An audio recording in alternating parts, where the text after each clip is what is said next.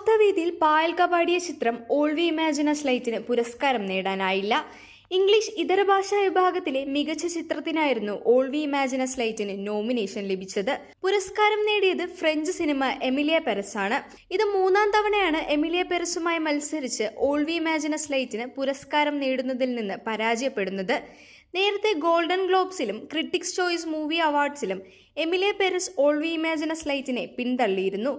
Can ചലച്ചിത്രമേളയിൽ Grand Prix നേടിയ ആദ്യ ഇന്ത്യൻ ചിത്രം കൂടിയാണ് All We Imagine As Light. നിരവധി പ്രേക്ഷക നിരൂപക പ്രശംസയ്ക്കൊപ്പം നിരവധി പുരസ്കാരങ്ങളും ചിത്രം നേടിയിട്ടുണ്ട്. കനി കുസൃതി, ദിവ്യപ്രഭ, ഛായാകഥം എന്നിവർ അഭിനയിച്ച ചിത്രത്തിൽ മുംബൈയിലെ 2 മലയാളി നഴ്സുമാരുടെ ജീവിതത്തിന്റെ കഥയാണ് പറയുന്നത്. 2013 ലഞ്ച് ബോക്സിനു ശേഷം ബാഫ്ത പുരസ്കാരത്തിന് നാമനിർദ്ദേശം ചെയ്യപ്പെട്ട ഇന്ത്യൻ സിനിമ കൂടിയാണ് All We Imagine As light.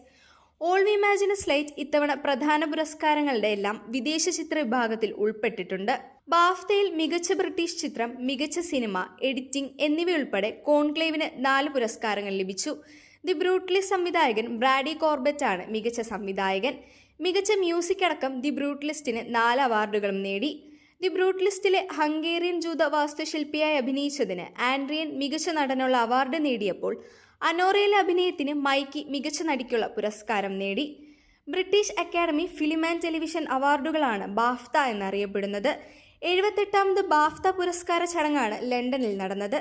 Scottish നടൻ ഡേവിഡ് ടെനന്റാണ് 2ാം തവണയും ബാഫ്ത പുരസ്കാര ചടങ്ങിന്റെ അവതാരകനായി എത്തിയത്.